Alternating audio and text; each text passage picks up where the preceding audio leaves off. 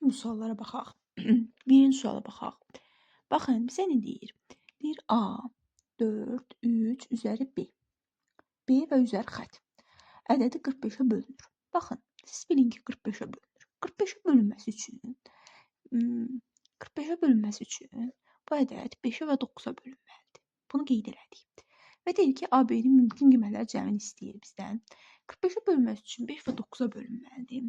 9-a 5-ə bölünməsi üçün iki hal var. Sonu ya 0 olacaq, ya da 5 olacaq. Yəni bu iki hal var. Ya 0 olmalıdır, ya 5. 9-a bölünməsi üçün rəqəmlər cəmi 9-a bölünməlidir. Yəni B ya burada 0-dır, ya 5-dir. Ya ədədimiz belədir. A 4, 3, 0 olmalıdır, ya da A 4, 3, 5 olmalıdır. Yəni bu iki hal var. Başqa hal yoxdur 5-ə bölünməsinə görə.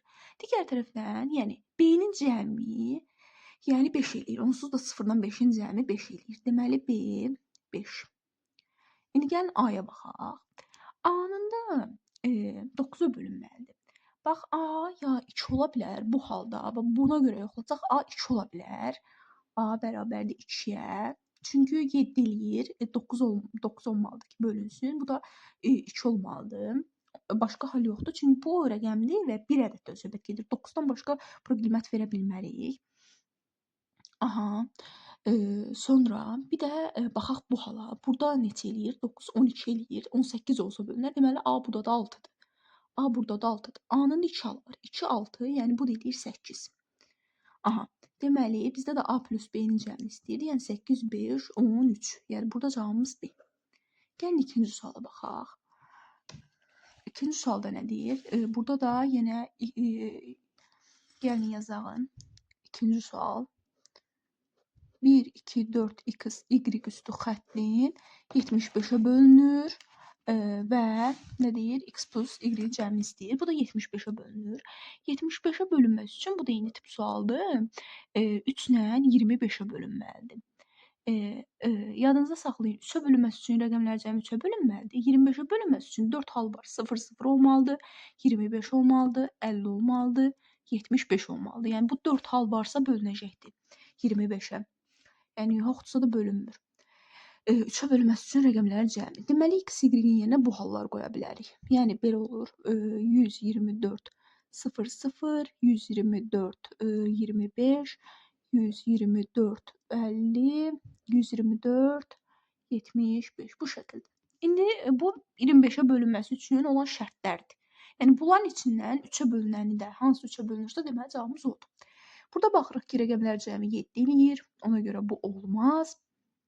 Burada rəqəmlər cəmi 7, 7, 14 eləyir. Burada olmaz. Burada 7, 12 eləyir. Rəqəmlərin cəmi deməli cavabımız budur. Burada da 7 və 12, 19 eləyir. Bu da olmaz. Deməli cavabımız budur. Sadəcə burada x, y-in cəmini istəyirdi. Bunun 50-nin elə biri x-dir, biri y-dir da. Belə deyil. Biz bura 50 yazmamışıq. Deməli x 5-dir, y 0-dır. O da rəqəmlər cəmi 5 eləyir. Cavabımız da 5-dir. Cavabımız da baxırıq ki, A variantıdır. Yəni qeyd eləyək. A variantı. Keçək 3-cü suala. 3-cü sualda nə deyir bizə? Baxın, sual buradadır. A plus B-nin cəmi 200. 3-cü sualı gəlin buradan qeyd eləyək. A plus B-nin cəmi 288-dir. Əbob AB 36-dır. Deyir ki, şəraitini ödəyən AB natural ədədlər cütü var. Neçə dənə? Bax, yadınızda saxlayın. Biz əbob deyəndə nə deyirik? Əbobda hər ikisi ortaqdır da. Ortaqlar götürülür elə. Ona görə deməli A-la B-nin hər ikisinin tərkibində 36 var imiş ki, bu 36-nı ortaq götürübdür. Deməli gəlin belə yazaq. A-ya 36 K deyək, B-yə də 36 X deyək. Yəni hər ikisində 36 olsun ki, bunun ortağı 36-dır da. Deməli, heç nə. Burada B-nin yerinə yazırıq. 36 K plus 36 X ilə 36 mürtəzənin qarşısına çıxaq. Belə yazaq da. K plus X yazaq. Bərabərdir 288-ə. Buradan da K plus X bərabərdir 288 36-ya böləndə düşür 8. Digər tərəfdən bir şey yadınızda saxlayın ki, əgər bunun əbob 36-dırsa da ortağı, yəni bu K ilə X bir-birindən qarşılıqlı sadə olmalıdır. Niyə? Çünki əgər bu qarşılıqlı sadə olmasaydı, bunların içindən də bir şey ortaq götürülərdi də. Demək ki, bunun əgər 36 əbub 36-dırsa da, bu K-la X-in ortağı yoxdur ki, elə əbub 36-dır. Əgər K-la X-in ortağı olsaydı, həmin ortaq da olan ədəd də götürülməli idi. Ona görə yadınızda saxlayın ki, K-la X ortaq deyil, yəni qarşılıqlı sadə dolu olmalıdır. 8 eləməsi üçün necə ola bilər? 1 7 ola bilər, 2 6 ola bilər, 3 5 ola bilər, bir də 4 4 ola bilər. Digər tərəfdən təkrarlanır. Yəni yerlər dəyişir. Biz də dedik ki, qarşılıqlı sadə də olmalıdır. Yəni 1 ilə 7 götürülə bilər, qarşılıqlı sadədir. 2 6 götürülə bilməz. 3 5 götürülə bilər, 4 4 götürülə bilməz. Yəni deməli neçə hal var? 2. Bizə də deyir ki, natural ədəd cütü var. AB natural ədəd cütü var. Deməli neçə? 2 dənə cavabımız Y variantı.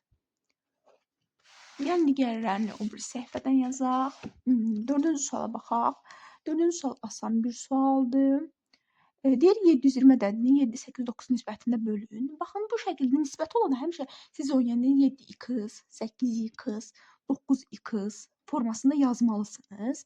Niyəsini də deyim. Çünki baxın, bu nə deməkdir? Yəni bax 7, 8, 9 nisbəti nə deməkdir? Yəni bu hər hansı bir ədəd imiş. Məsələn, 2 4 olanda biz bunu ixtisar aparıb 1, 2 şəklində yazırıq da, elə. Sonra mən bunu 1x yazsam, buna da 2x yazsam. Sonra məsələn biz bura 1 qoysaq, bu 1 eləyir. Burada 1 qoysaq 2. Sonra 2 qoysam bu 2 eləyir. Buna da 2 qoysam bu 4 eləyir. Görürsüz? Yenidən gəlib eyni bir ədədə alınır. Yəni nisbət nə deməkdir? Hər hansı bir ədəd imiş, ixtisar olunubdur. Sonda 7, 8, 9 qalıb. Eyni bir ədəd olmalıdır. Ona görə x yazırıq və yaxud da k da yaza bilərsiniz. Bu da eləyir 17, 24 x bərabərdir 720. Buradan x bərabər olur 30-a. İndi bizdə ədədləri istəyir. Bir dəfə 7-ni 30-a vurursunuz, bir dəfə 8-i 30-a vurursunuz. Bir dəfə də 9-u 30-a vurursunuz. Bu da 210, 240 və 270 edir. Burada da cavabımıza da baxaq. Deməli A variantı. Sonra gəlin 5-ci suala baxaq. Deyir yağlı 3% olan 7 litr südlə yağlı 6 olan 3 litr südü qarşılıqda alınan südün yağlılıq faizini tapın. Yəni belə məsələləri qablar üsulu ilə eləsəz daha yaxşı olar. Deməli, deyir ki, yağlılığı gəlin qablar çəkək. Aha, deməli, yağlılığı 3% yazaq 3% 7 litr və o bir neçə idi? 6% 3 litr. 3 litr. Sonda bizdən qarşıda alınan südün yağlılıq faizini istəyir. Baxın, bu ümumilikdə 10 litr olacaq, amma biz neçə faiz olacağını bilmirik. Yəni x faiz yazıram. Həmişə belədir. Yəni sonda litrdir. Bu toplana bilər. Yəni litri toplana bilər. Yəni bu 7-dirsə da, bu 3-dürsə da, sonda bunu 7 litri, məsələn, südü bir qaba tökmüsən, üzərinə 3 litr əlavə eləyəndə təbii ki, sonda 10 litr olur. Amma faizini deyənməsən. Bu çünki ayrılıqda 3%-lidir, bu ayrılıqda 6%-lidir. Yəni bu ümumilikdə deyə bilməzsən 9%-lidir. Yəni belə bir ifadə yoxdur. Ümumiyyətlə riyaziyyatda faiz toplama yoxdur. Bunu yadınızda saxlayın. Yəni sonra bundan nə edirik? 3-ü 7-yə vururuq 21, üzərinə gəlsin. 3-ü 6-ya vururam 18, bərabərdir 10x-ə vururam 10x. Yəni buradan nə edir? 39 bərabərdir 10x-ə, 10x-ə. X-i də tapmaq üçün 39 ona bölürəm, yəni 3 onda 9%. Yəni faizlə istədiyinə görə sonda 9%. Cavabımız da eləyir C variantı.